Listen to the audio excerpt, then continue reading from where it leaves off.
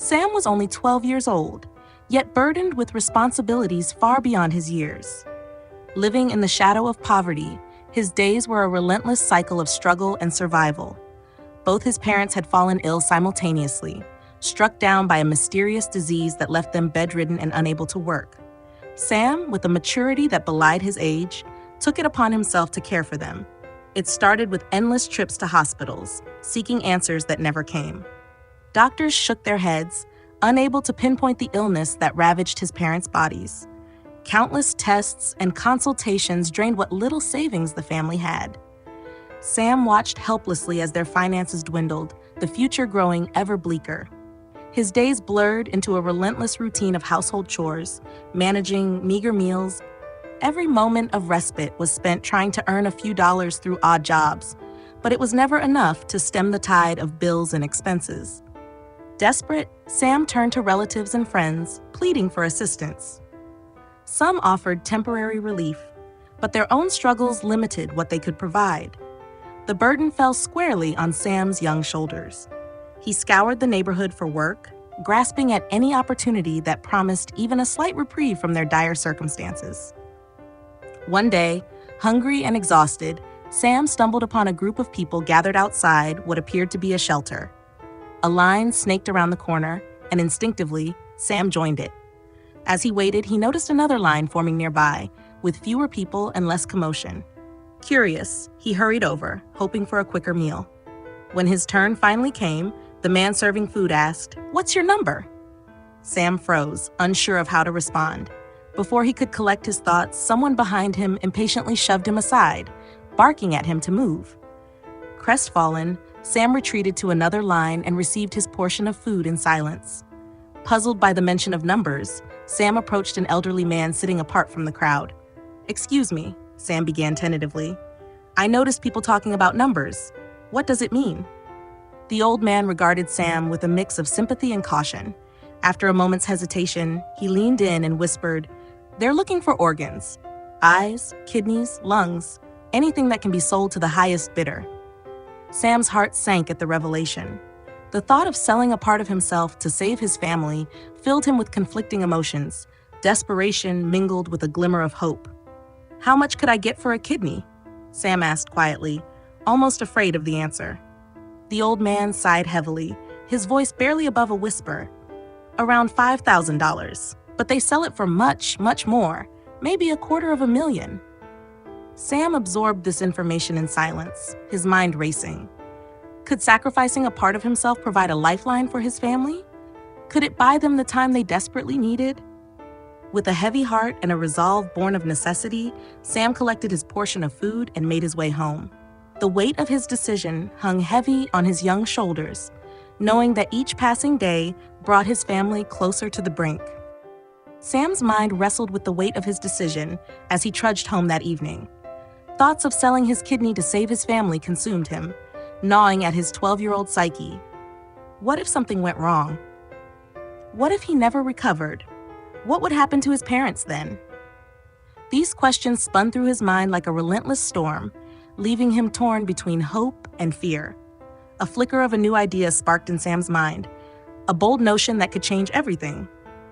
What if he could sell directly to the buyer, bypassing the shady middlemen rumored to exploit desperate souls like him? The prospect of earning significantly more money filled Sam with a newfound hope. With determination shining in his eyes, he sought out the old man from the shelter the next day. The elderly man listened patiently as Sam laid out his plan. His weathered face remained impassive, his eyes clouded with caution.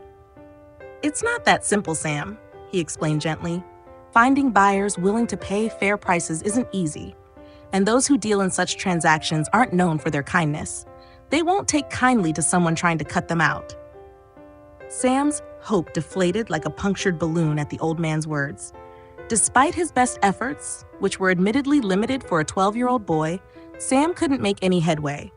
Every day, he wandered near the shelter, unsure of what he was even hoping to achieve. Then, one day, the shelter was gone. Sam stared in disbelief at the empty space where it once stood, as if his last sliver of hope had crumbled to dust. He stood there, shoulders slumped, wondering if there was anything left he could do. Lost in his thoughts, Sam trudged down the familiar path towards home, oblivious to the world around him. A voice calling his name startled him out of his reverie. "Sam! Sam!" He looked around, searching for the source of the voice. A car pulled up beside him, and through the window, he saw a small girl waving excitedly. "Sam! It's me, Sophia!" Recognition dawned on Sam's face. Sophia, she was the daughter of a family who used to volunteer at the shelter. They often brought food and clothes for those in need. Sam had spoken to her a few times when she came with her parents. "Sophia?" Sam muttered in disbelief. "Get in, Sam. I'll drop you home," Sophia exclaimed cheerfully. Sam hesitated, unsure. He glanced at the car and saw a middle-aged man smiling kindly at him from the driver's seat. Sophia's father. "It's okay, Sam," the man said gently. "We're headed the same way. Come on, hop in."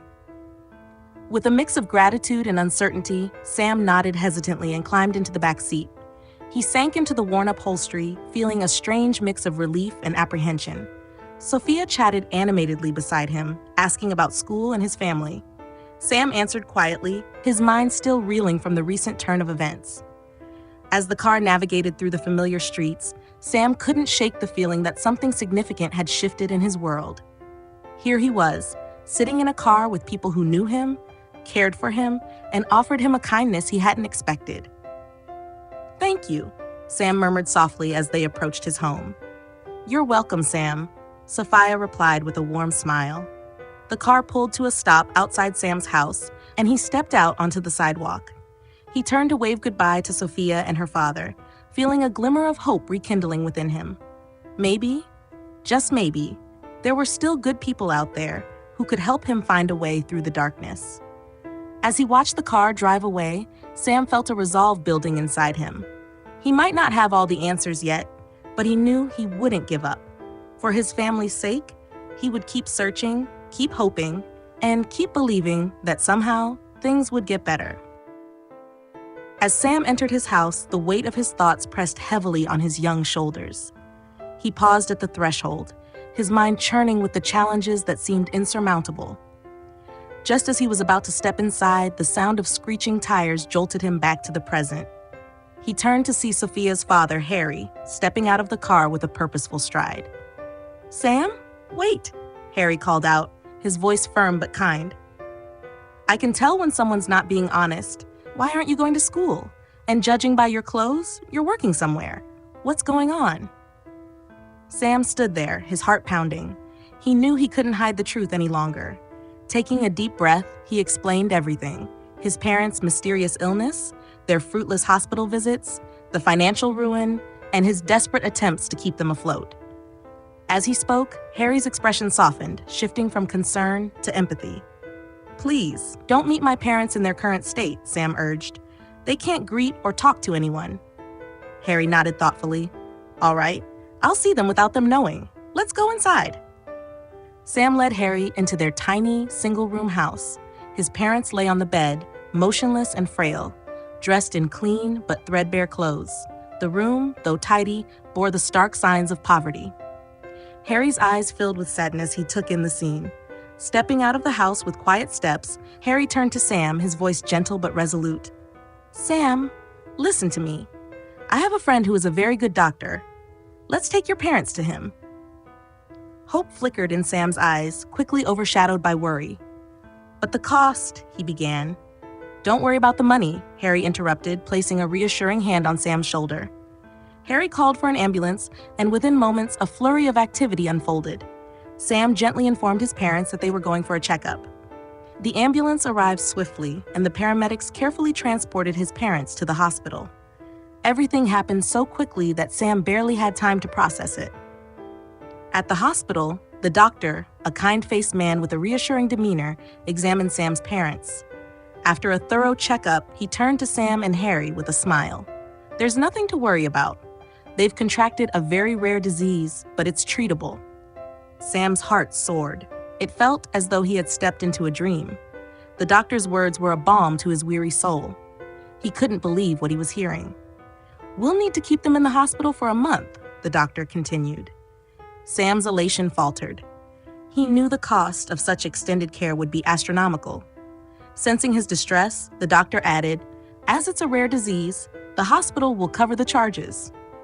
Tears of relief streamed down Sam's face. He was overwhelmed by gratitude and joy. He rushed to his parents' bedside, his heart brimming with happiness.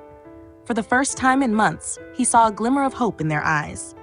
Their smiles mirrored his own, and the room seemed to brighten with the renewed sense of optimism. Days turned into weeks, and Sam visited his parents daily, watching them gradually regain their strength. Harry and Sophia often accompanied him, providing support and companionship. The bond between Sam and the kind family deepened, and he found solace in their presence. One evening, as Sam sat by his mother's bedside, she reached out and took his hand. "Sam, we're so proud of you," she whispered, her voice weak but filled with love. "You've been so strong and brave." His father, now able to sit up, nodded in agreement. "We're getting better because of you, Sam. Thank you." Sam's eyes welled up with tears. "I just want you both to be okay," he replied, his voice choked with emotion. As the month drew to a close, the doctor declared Sam's parents well enough to return home. The news was met with joy and relief. Harry arranged for their safe transport back, ensuring they had everything they needed for a smooth recovery. Back in their modest home, Sam continued to care for his parents, but now with the support of Harry and his family. They visited frequently, bringing food, supplies, and much-needed companionship. Sam's parents, though still weak, improved steadily, their spirits lifted by the love and care surrounding them. One evening, as Sam sat with Harry on the front step of their house, he turned to the man who had become a guardian angel to his family. "I don't know how to thank you," Sam said, his voice filled with gratitude. "You saved us." Harry smiled warmly. "Sometimes, Sam, we all need a little help. You did everything you could for your family. It's an honor to be part of your story." Sam nodded, a sense of peace settling over him. For the first time in a long while, he felt that everything was going to be all right. The kindness of strangers had transformed his life, turning despair into hope and giving him the strength to face whatever challenges lay ahead. As the stars twinkled overhead, Sam knew that he would never forget the lesson he had learned, that even in the darkest of times, there is always light to be found. And sometimes, that light comes from the kindness of those we least expect.